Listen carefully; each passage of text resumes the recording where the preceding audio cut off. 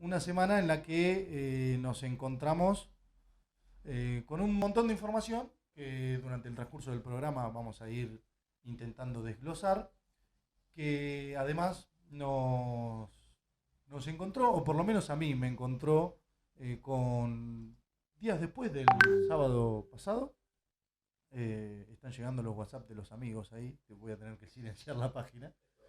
Eh, que nos encontró al siguiente día o al otro día con el anuncio de la muerte de Ricardo Iorio.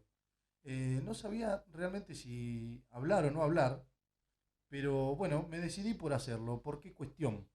Eh, Quizá para los que no han vivido la época de Ricardo Iorio, fue un ícono de la música nacional y además un personaje muy polémico y sobre todo en lo que terminó convirtiéndose sobre estos últimos años de su carrera, en la que había construido un personaje muy llamativo que salía a reivindicar ciertas ideas del nacionalismo argentino, ya abiertamente, no en forma solapada, sino a reivindicar aspectos bastante oscuros de la política argentina. Obviamente no acordamos con eso, o por lo menos yo no acuerdo con esa parte de Ricardo Iorio, pero sí me parece que es importante porque su figura ha formado a toda una generación de jóvenes y aquellos jóvenes que allá en los 90 descubrían el rock nacional y descubrían lo que significaba el heavy metal, inevitablemente iban a parar a, bajo el paraguas de Iorio. Y aunque parezca un personaje de telenovela, en realidad fue más educador que otra cosa, porque por medio de la música transmitía ideas.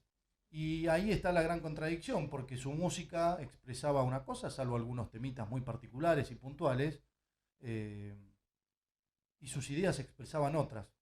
No hay, creo que dejar de lado el concepto de que los ídolos no son perfectos, ¿no? Por algo son ídolos. Eh, y, en- y encierran y esconden y se contradicen como cualquier persona, no son diferentes a nosotros. El viejo concepto del héroe eh, que aspiraba a la perfección ya no existe y por lo menos deberíamos desterrarlo. Es decir, no hay personajes perfectos en la modernidad. Eh, Voy a pensar que Iorio era, y lo fue, un ser humano más, con todas sus contradicciones, pero que a esa generación que mencionaba, e incluso alguna posterior, y ni hablar a los que venían antes de mí, les enseñó un montón de cosas, como hablar de política a través de sus canciones, a expresar sentimientos con sus amigos. Creo que ahí hay un debate muy interesante de cómo nos formamos los hombres o los varones y cómo se forman las mujeres. Y creo que en mi adolescencia no había algo más gratificante que poder decirle a un amigo que lo quería, pero no se lo decías cantando una canción que decía a vos amigo. Y por eso Almafuerte se convirtió en una banda ícono. Pero no solo hizo Almafuerte, hizo Hermética y empezó a hablar de las realidades de los hospitales, empezó a hablar de filosofía en sus letras, reivindicaba el oficio de la clase obrera y ya había hecho B8 y había gritado que estaba muy cansado cuando apenas era un adolescente.